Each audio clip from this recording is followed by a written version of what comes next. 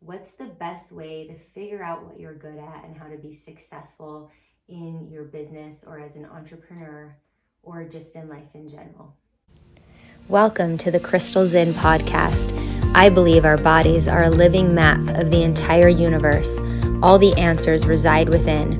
Remember, you are sovereign, whole, and infinitely valuable. And the best gift we can give to the world is our own healing. Join me as we explore holistic tools, spiritual practices, and paradigms that are shifting the way people experience life, business, and relationships. I love to share education on the most recent medical research and cutting-edge technology on anatomy, neurology, trauma, development, and more to give us a foundation in understanding how to align, utilize, and upregulate our physical systems. Ultimately, this podcast is a witness and support to people on their journey of remembering, an inspiration for all of us to keep going, and a reminder that we are not alone. So welcome to the Crystal Zen podcast. Today I have one of my oldest friends, Nick Weinacker, here today. You mean longest running friends, not oldest. Yes, I'm 40, I do. I'm 44, I'm not that old. As of yesterday. Thank you. What did I say? My oldest friend. One is someone who's been my friend for a long time, but he's only 44 and his birthday was yesterday. That's right. That's a perfect introduction. Yeah, I like that one. And that was really fun and serendipitous that I got to celebrate your birthday with you. How I let you know halfway into it. Halfway through the night when we realized it was your birthday and then turned it into a birthday party. We can share the video. I got the video. You're full of surprises like that. I think I will. Thank you for being here, first of all. And I really Thanks for having me in the Zen room. Yeah. It's so Zen in here. I mean, I know how busy you are, and I just feel lucky you made this space and time for me. So thank you. You're welcome. And so the first thing we do on this podcast is we just tune in. So my listeners know if you're in a place where it's safe to do so, close your eyes. If not, just take an inward gaze. Turn your palms up. And then observe your breath. That will naturally take you into just a little bit deeper and longer cycle. And fall into this feeling that there's no need to change anything. That the Buddhists say the root of all suffering is just aversion to what is. See if you can feel a lightness in the shoulders. Maybe as your inhale lengthens, you can start dropping down into your body. Whatever parts of you are touching the chair or floor beneath you, set your intention there and rest.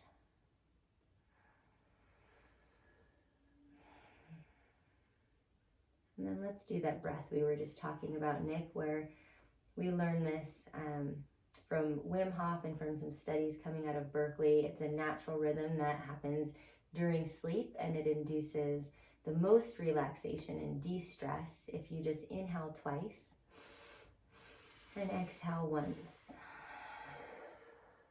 Inhale twice and exhale once. One more on your own.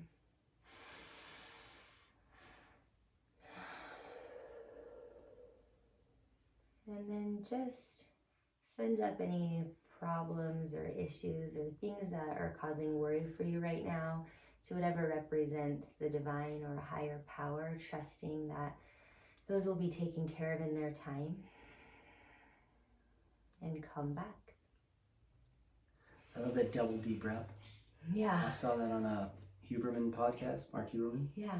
About how to that cycle of three, a real deep one followed by another one like as far as you can go, and then breathe out 3 in a row to like immediately drop anxiety. And I do it in the gym. I did it before a meeting today, and it totally changes your state. Changed my state immediately.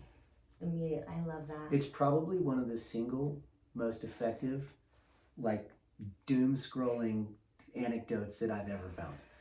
Yeah, because when you're scrolling, you can just feel that cortisol rising, slowly rising. Like anytime Huberman comes on, I'm just like, oh.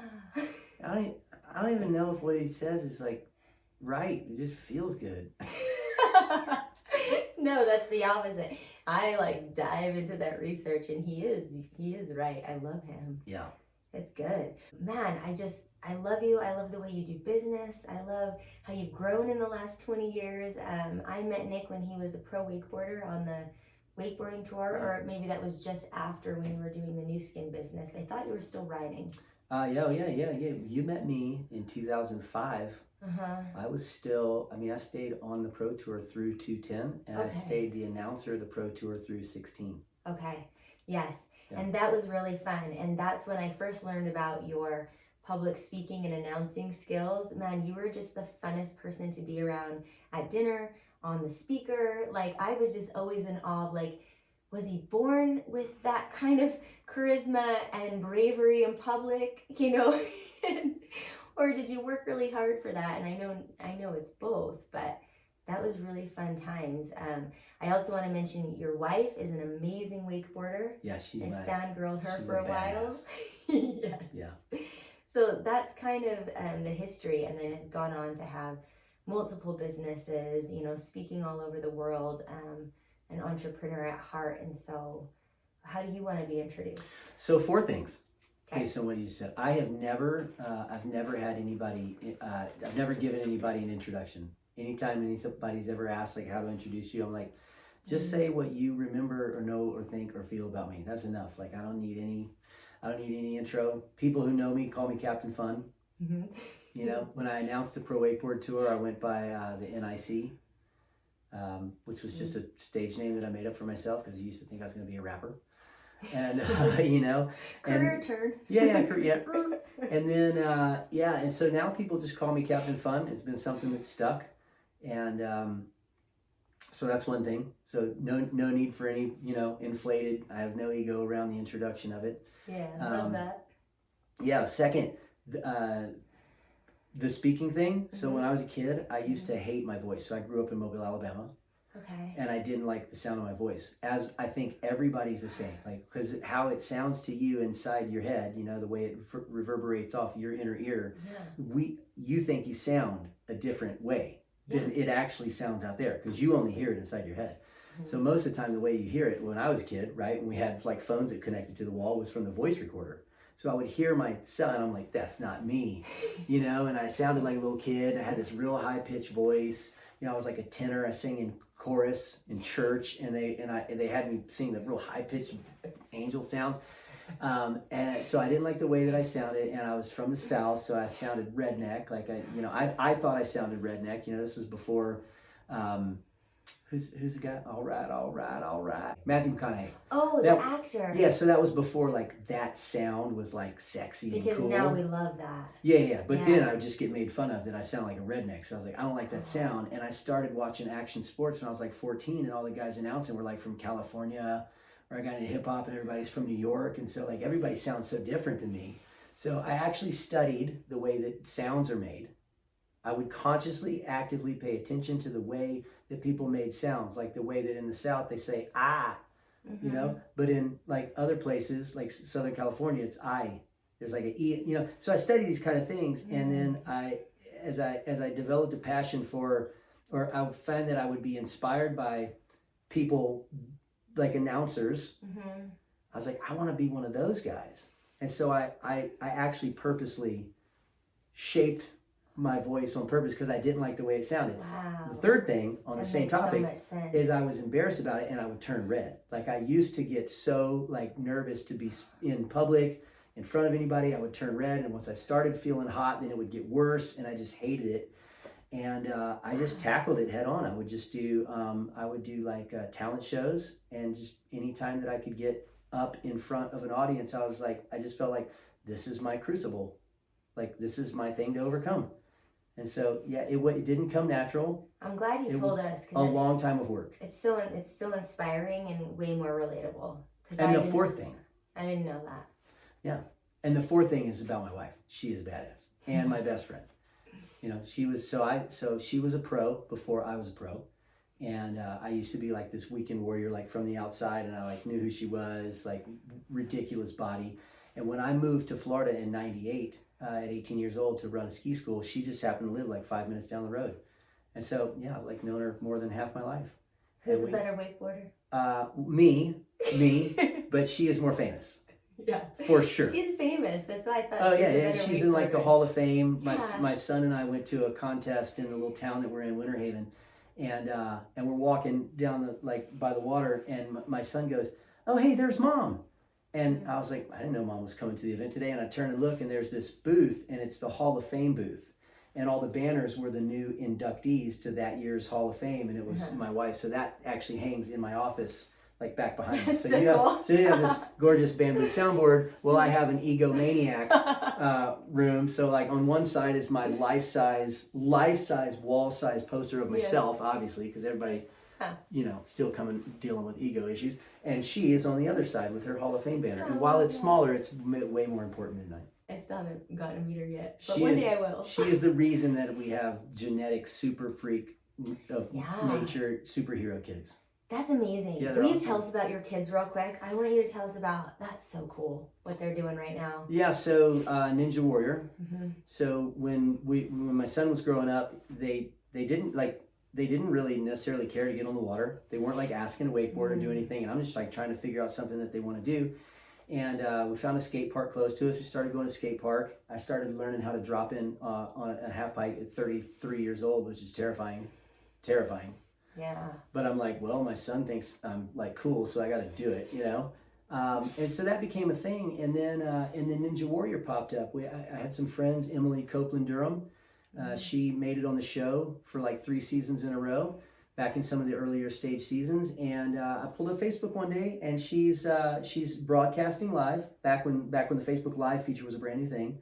And it was her daughter who I recognized, and I thought, oh, they must be at some event, and somebody must own a gym, and they're like having a small event for all the competitors' kids. Well, she had tagged the gym, so I clicked on the gym, and it was like 22 minutes from my house. So I take my son Bray there. He was 6 years old at the time, and he asked to go there every day after that. And so we went 2 days in a row, and then we went one day every week, and then it became twice a week, and then they asked us to compete in an event, and before you know it, now we live in a gym. Like, we live in a gym all the time. They're actually in a gym in Miami right now today at SoFlo competing in another event. So both of them compete in American Ninja Warrior, and we've been in it now for 8 years. 8 years. Bray is currently 4th in the world in his age group, and Zozo, his sister, who's a badass, she is currently 2nd in the world. Wow. Yeah. Thanks for telling us. They're just so cool. That determination, like you said, those genetics. And I love how he looks like cute little surfer kid. I was showing my daughter because they're about the same age, and I was like, I know this kid's dad. Look at how amazing they are.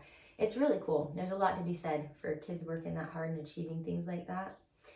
Okay, so let's get into what I thought would be really helpful for me and my listeners, and then your amazing idea and great advice and things that you spoke on before, which is, and maybe I want to tell you a little bit about my journey, or maybe like the journey I see as we're training entrepreneurs to come up in like the healing arts world, whether they're doing yoga or energy work or teacher trainings or Pilates or whatever it is. We are always kind of reinventing ourselves as entrepreneurs and trying to find our niche, and also trying to stay in touch with what we loved about it and why we want to share it, which I think isn't that different than any other entrepreneur business, person out there. Is like, you find something that changes your life and, steals your heart and is a part of you, and you feel like it really resonates with you and you're authentic, and then you want to share it.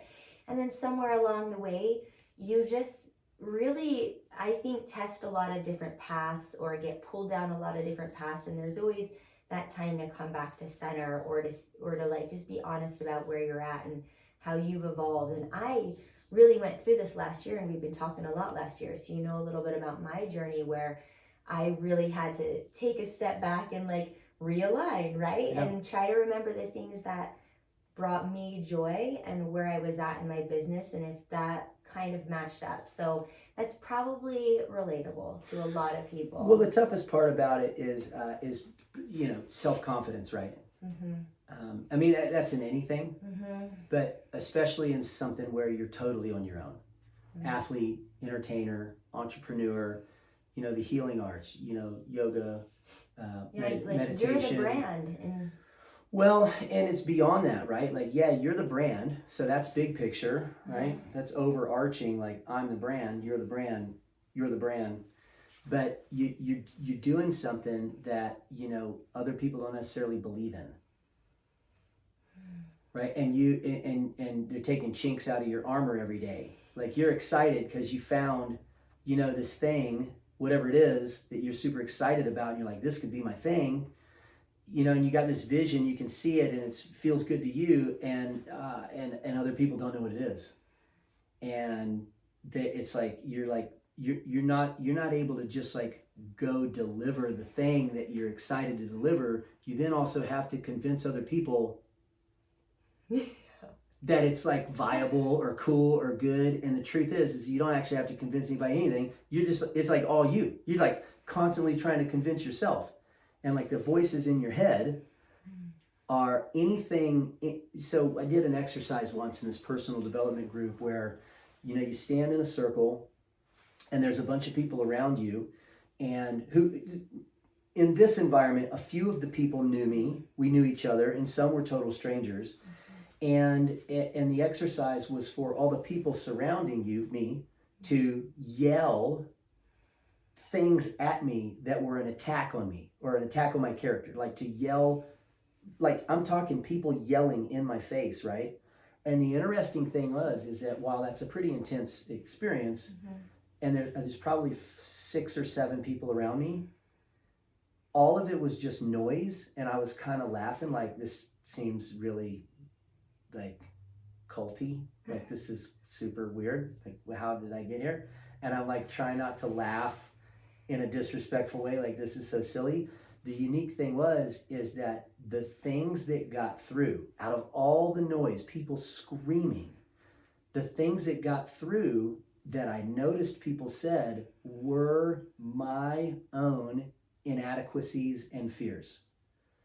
It was very interesting because I knew that people were saying nasty things because you could hear like your mom's a this, or and some of it's like, well, that was juvenile. I was like, that's the best you got. But then it was like some of the things that got in were, I was like, whoa, how'd that get through? Of all the things that got through, how'd that get through? And I find that those are the things that we're trying to bring our best self to the world. And it's like, it starts with you. You gotta get clear on you first. Yeah, that feels really relatable and uncomfortable because it feels like that's what's happening to us constantly. And was that earlier on in your career? Let's see, that was, yeah. So here's the interesting thing. It was early in my entrepreneurial career with direct selling and distribution and team building. I mean, I think this experience for me was in 2010. So I had already been, I was that year I was 6th in the world in wakeboarding. So it wasn't that career, and it had nothing to do with that. It was the new endeavor that I was doing. So I take on this new endeavor because, it was mainly because the housing market collapsed, right? 2008, the housing market collapsed. I'm at the peak of my career. I'm killing it. My wife and I are traveling the world. We're having a great time. We're pregnant with our first child. We own 2 houses lakefront, and the economy collapses. And like all of the things that I did, I couldn't make money anymore. I mean, it all happened in like a matter of 5 days. So I was panicking. So I called my friend Charlie, who I met you through all those years back, and asked for some mentorship and how to recreate myself and make more money outside of the industry, because he had already done that. I knew that he had already been successful in that, and he knew what it was like to be me, right? And so I was fractured in the beginning. I was like, it was like very difficult. That was the hardest challenge for me, which was, I'm not a wakeboarder anymore, and I'm not really this entrepreneur yet. Like, who am I? Like, how do I connect these two things? They were fractured. I didn't see how the entrepreneur, the speaker, the teacher, the trainer, the sales guy, which I wasn't any of those things yet, but those were all pieces of, the future journey that was going to come. Yeah. And I'm like, I'm now neither of these things. So how important is that identity? Like, and how How do you find that? Yeah, so that's exactly, I mean, you use the exact word. I didn't say that earlier, but it's an identity issue. Yeah. And so I believe that our greatest power in life comes when we can connect our identity and our purpose. When you can connect what you believe is your dharma in life and your identity. And so our identity is a personal perspective thing. Our identity is really nothing more than who we think other people think we are. And so that can be a real small box in the beginning. It starts off real small, and it starts off being told to you up until about 8 years old. Yeah. Your brain doesn't even have the ability to create your own identity. It is Right. everything what people tell you. Yeah, and then it's like, and then you start to, you kind of develop this character, and then you live into the character, and then you get feedback that character is like kind of what you like. It's like, this, and then you keep going, and so you just kind of create this character. We're just characters, you know. And it's like, then when it becomes time to like reinvent, it's like, oh no, you know, there's like this fracturing, right? And at first it was like, okay, I'll be a wakeboarder in this environment, and I'll be a husband in this environment, and but then I got to be this business guy over here, and they were just fractured. So I found that the faster that you can connect the principles of how you became successful in one walk of life and how they're the same in this new endeavor or walk of life, when you can connect those two things and see them as the same, well, then you can move at light speed. Tell me more. Like what? Like give me an example. So like, okay, so again, so, you know, wakeboarding entrepreneurship, right?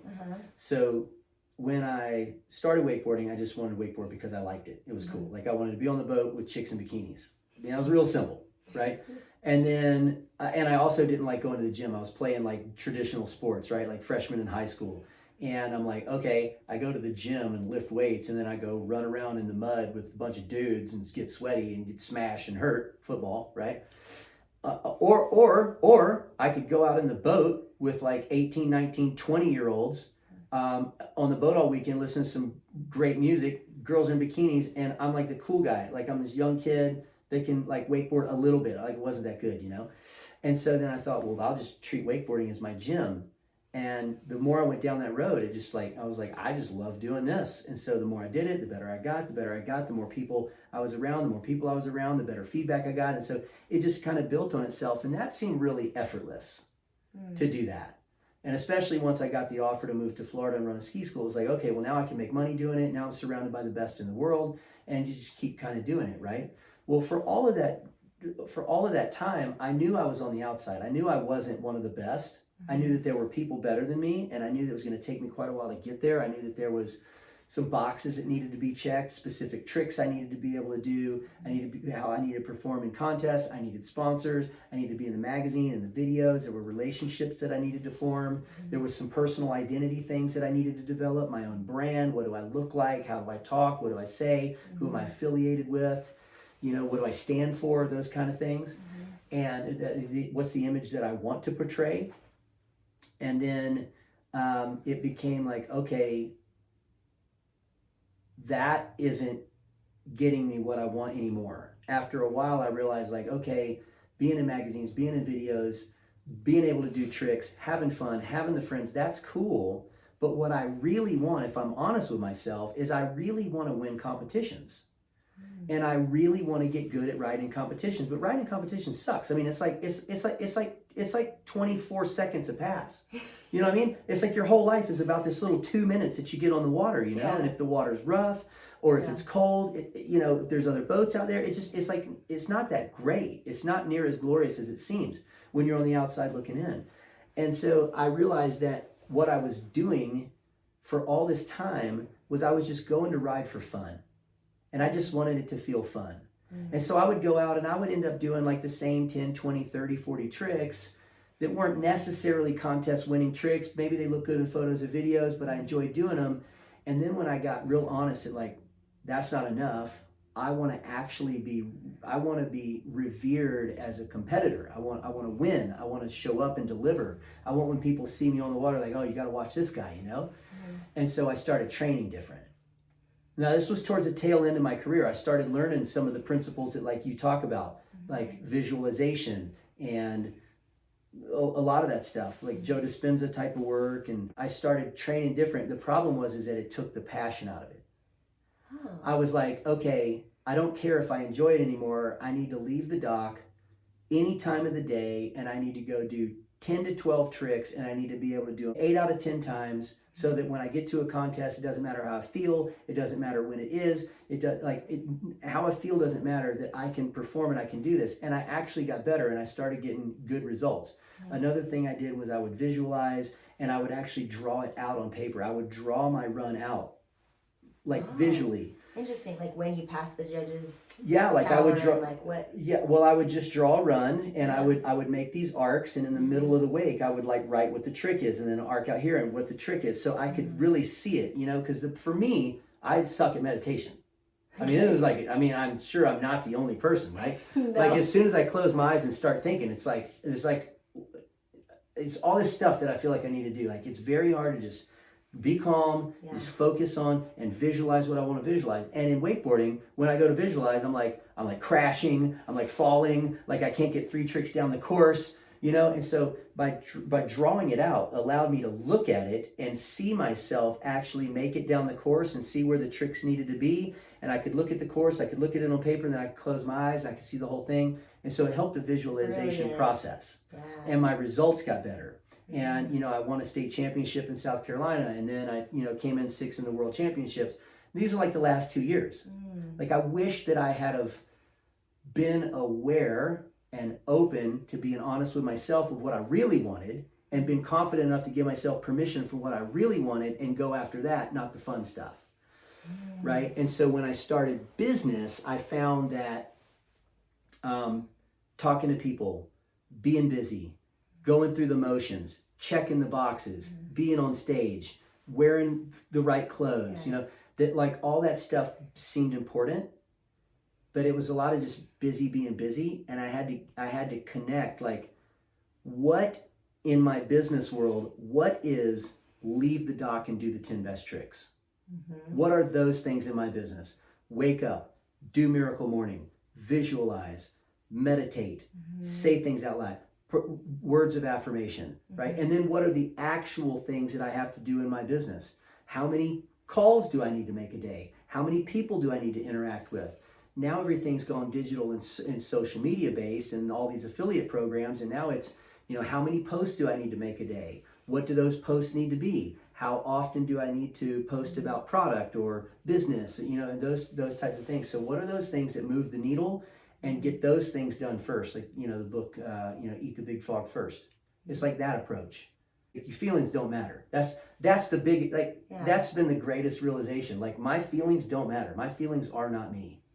Interesting. While they may be real for me, they don't control me. Yeah. Which is great advice.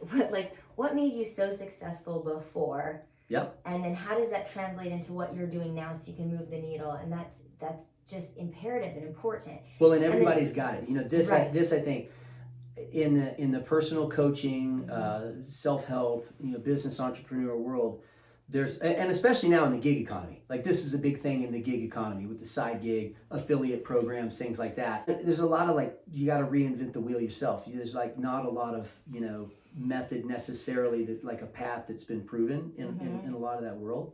And so I end up talking to a lot of people that they don't feel like they've done anything in life that great. Oh. Yeah. So there is a bit of, work and energy that needs to be put into a personal audit of what have I done? Where are some things that I have seen them through to the finish? Maybe it was high school. Maybe it was getting a GED. Maybe it was getting a AA diploma. Maybe it's being a stay-at-home mom, to which, that comes up a lot. There's a lot of that I meet, women that taking care of the kids in the house, husband does the work, she, wants to make the money. And so a side gig, a social media based thing is a thing. And when you're talking about, principles, what were you ever successful at before? It's not uncommon to be man, I got out of high school and I got pregnant, I got married, I had a family. All I've really done is had a family. It's all you've really done? Are you kidding me? Since January of this year, my wife's been off on a different property. I've been taking care of the kids. All you've really done, I am like an unpaid Uber driver. I mean, seriously. Between like 5:30 a.m. and 9:30 p.m., I have like 3 hours to myself to do my own thing. The rest is like kids and moving stuff, and cleaning the house and doing all that. And it's like, how do people do this? Yeah. You know? And that personal inventory thing I love, because it's almost like you're building people up from the ground with like that confidence and that self-inventory and these personal development pieces, where I think that's kind of where our things cross, is that personal development, like pinpoint in the middle, right, seems to be the root and the most important thing that changes the results in the peripheral. Yeah. Every single time it comes back to that root.